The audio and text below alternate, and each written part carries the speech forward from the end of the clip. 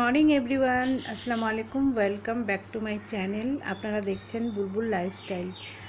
তো এখন আমি আমার সকালের ব্রেকফাস্ট তৈরি করে নিয়েছি। এটা হলো গোলা রুটি, আর এটা হলো কাসন্দ দিয়ে আজ গোলা রুটি খাবো। দেখুন, সুজেন চাটনি নামে একটা আছে, সেটা আমি ইউটিউবে দেখেছিলাম এক ব্লগারকে, কিন্তু অনেক খুঁজেছি, এখানে পাওয়া যায় না। হয়তো বা কোনো মলে পাওয়া যাবে, কিন্তু অনেক দিন ধরে কোনো মলে যাওয়া হচ্ছে না। তো একবার ট্রাই করব কেমন খেতে। তো ব্রেকফাস্ট করে নিই। আর আজ একটু অন্যরকম ব্রেকফাস্ট করছি, কারণ রোজ রুটি পরোটা লুচিটা কমই হয়, খেতে খেতে ভালো লাগে না। তো হাজব্যান্ড বলল আজ একটু গোলা রুটি বানাও। তো এখানে অ্যাড করেছি পেঁয়াজ, তারপরে কাঁচা লঙ্কা কুচি দিইনি, আমি শুকনো লঙ্কা গুঁড়ো দিয়েছি, একটু একটু মশলা, হলুদ, লবণ এগুলো দিয়ে বানিয়েছি। তো ব্রেকফাস্ট করে নিয়ে তারপরে বাকি যাবতীয় কাজ। ছেলেকে খাওয়ানো হয়ে গেছে, খেয়েছে হরলিক্স আর মুড়ির গুঁড়ো। তাও আমাদের সঙ্গে একটু একটু ট্রাই করি না, খেতে চায় না। অন্যান্য বাচ্চারা দেখবেন সব কিছু খেতে চায়, আমি দেখি আর কি। আমার সবগুলো বাচ্চাই ওরকম, ছোটোবেলা একদমই খেতে চায় না, যখন বড় হয় তখন খায়, তাও আবার মোটামুটি। যাই হোক, তো ওকে বলছি খাবা, তো খাচ্ছে, অল্প অল্প করে খাচ্ছে। আর ক্যামেরার সামনে একটু ভঙ্গি বেশি দেখায়। এমন কোনো বাচ্চা আছে যে ক্যামেরার সামনে আসতেই চায় না, ক্যামেরা দেখলেই চুপ হয়ে যায়, কিন্তু এটা একটু আলাদা ধরনের বাচ্চা আর কি। তো ভালোই লাগছে। আর চা একদম অল্প হয়ে গেছে। আসলে সকালবেলা আমি চা প্রথমে করে তারপরে 1 কাপ চা খেয়ে নিই, এদিকে চা খাই, এদিকে রুটি বানাই। তো চাটা জানি না কেন আজ কম হয়ে গেল। তো বাড়ির সবাই খেয়ে নিয়েছে, আমি পরে খাচ্ছি। আর আজ রান্না বান্না করে আজ সেন্টার নেই, সেন্টারে যাব না। একটু ছুটি নিয়েছি, শরীরটা কয়েকদিন ধরে ভালো লাগছে না। তো আজ ভাবলাম আজ একটু ছুটি নিই। কাল মহরম, তো আজ রোজা থাকার কথা, কিন্তু একটি কারণবশত আমি রোজা দিতে পারছি না। আমি না এই মহরম আর শোবরাত এগুলোর 2টো করে রোজা সবাই দেয়, কিন্তু আমি না দিতে পারি না, জানি না, কোনো না কোনো কারণে আটকে যায়। হয়তো বা ছোটো বাচ্চা থাকে, বা আমার যে কোনো ব্যাপারে আটকে যায়। দেওয়ার ইচ্ছা থাকলেও দিতে পারি না, কেন জানি না, আমার কপালে বুঝি এই রোজাগুলো নাই, দিতেই পারি না। তো সেটাই ভাবছিলাম কি রোজা দেওয়া হলো না এবারও।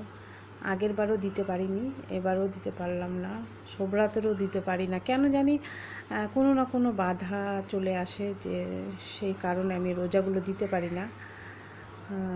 আমার কপালে নেই, খারাপ লাগে। আর এমনি পাড়ার অনেকেই রোজা আছে, আজকে রোজা, আবার কালকে একটা রোজা দিবে, 2টো রোজা দেয়। অনেকে আবার 10 দিন ধরে 10টা রোজা দেয় মহরমের চাঁদে।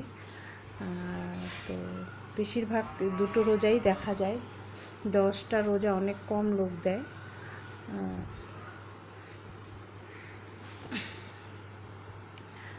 তো তাড়াতাড়ি খাবা বলছি, খাচ্ছেই না। আর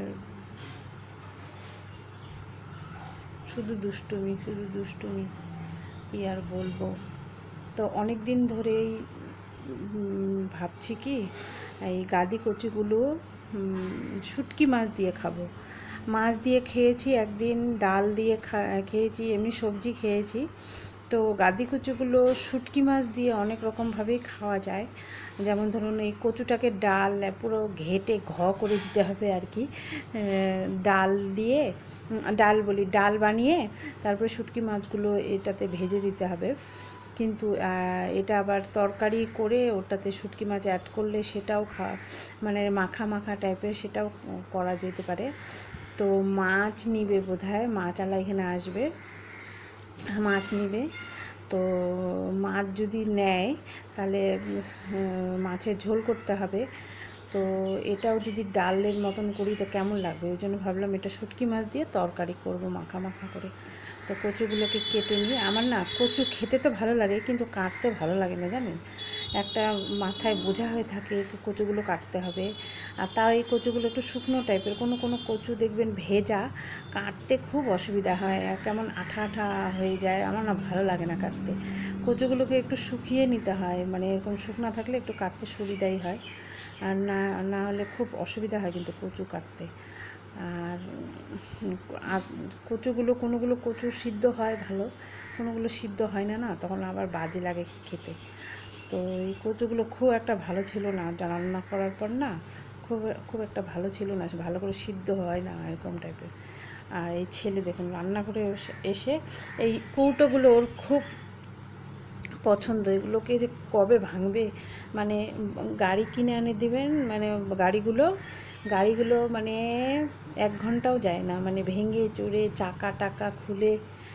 আর দেখুন শুটকি মাছ বের করি আমি, না শুটকি মাছ ফ্রিজে রাখি, অনেক দিন স্টোর করে রাখা যায়, মানে কোনো পোকা মাকড় এসব লাগে না। আর এমনি বাইরে রাখলে কিন্তু অনেক দিন ধরে রাখা যায় না, আমি এভাবে ফ্রিজে রেখে দিই। আর হচ্ছে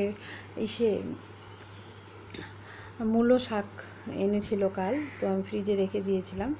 তো মূলো শাকের ভাজা করব, আর এই শুটকি মাছ দিয়ে কচুর তরকারি করব। তো এই শুটকি মাছগুলো অনেক রকমের আছে, অনেক রকমের বলতে 2 ধরনের আছে। চিংড়ি শুটকি ছিল, সেটা আমরা খেয়ে ফেলেছি। আর এই গুঁড়ো শুটকিগুলো আছে না, এই গুঁড়ো শুটকিগুলো হচ্ছে এগুলো না ভালো করে গরম জল দিয়ে, একটু উষ্ণ গরম জল দিয়ে ধুয়ে ভালো করে, আর এটাকে তেলে ভেজে লঙ্কা পেঁয়াজ দিয়ে মাখা করলে যা হয় না, সত্যি খুব সুন্দর হয় খেতে, মানে এমন স্বাদ, 1 থাল ভাত খেয়ে ফেলবেন। তো শাকগুলো দেখুন ভালো করে ধুতে হয়, এই মূলো শাকে প্রচণ্ড বালি ময়লা থাকে। তো মূলো শাকগুলোকে আমি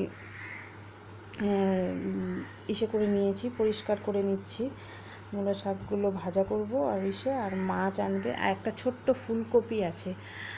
এখনকার ফুলকপি হয়তো অতটা টেস্ট লাগবে না, শীতের দিনের মজাই আলাদা বলুন। তো সেই ফুলকপিটা দিয়ে হাজব্যান্ড বলছিল আজ মাছের ঝোল খাবো। তো আমার না কেমন যেন লাগে অফ সিজনের ফুলকপি খেতে। তো ঝোলটা বেশ ভালোই হয়েছিল, বাটা মাছ পেয়েছিলাম, বাটা মাছ নিয়েছিল।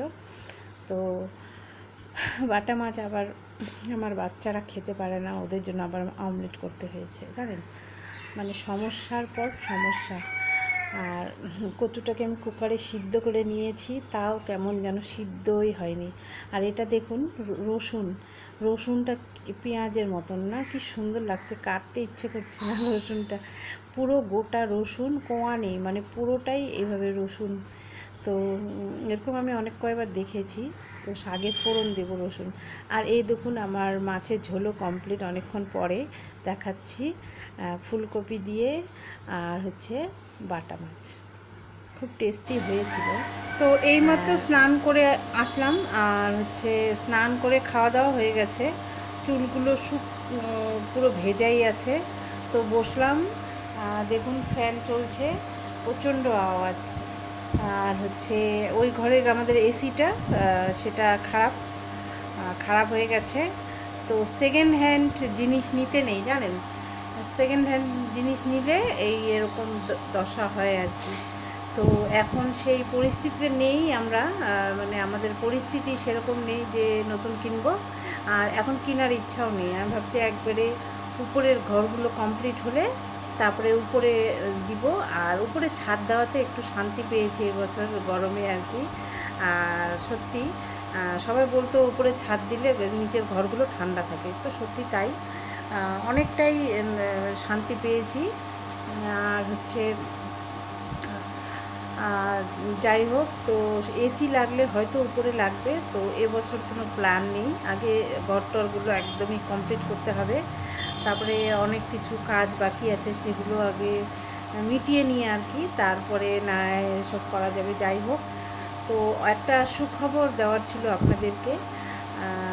সুখবরটা হলো এই যে আমাদের পাড়ায় আরও দুটো ইউটিউবার জন্ম নিয়েছে আর কি। তো একজনের শুনলাম মনিটাইজ হয়ে গেছে, তো আরেকজন হচ্ছে হাউসওয়াইফ, সেও তো শুনে আমার শুনে শুনে আর দেখে খুব ভালো লাগলো। কি শুধু আমি একাই নই, আমার সঙ্গে আরও আছে, তাও আবার আমার পাড়ায়। তো খুব ভালো লাগলো। আর হচ্ছে যাই হোক, আমরা সবাই সাকসেসকে কখন পাবে সেটা কোনো ব্যাপার না, কিন্তু তো এভাবে আমাদের লাইফস্টাইল আপনাদের কাছে শেয়ার করব। আর শেয়ার করে মন শান্তি পাই আর কি। আমি আর কে পাই সেটা বলতে পারবো না, তবে আমি মনে শান্তি পাই, আমার ভালো লাগে। আর এগুলো স্মৃতি হয়ে থাকবে, এটা আর কি চাই। কে কখন সাকসেস হবে কার চ্যানেলে বলা যায় না। তো সবার ভালো হোক, তার সাথে আমারও ভালো হোক। তো যাই হোক, সঙ্গে থাকুন।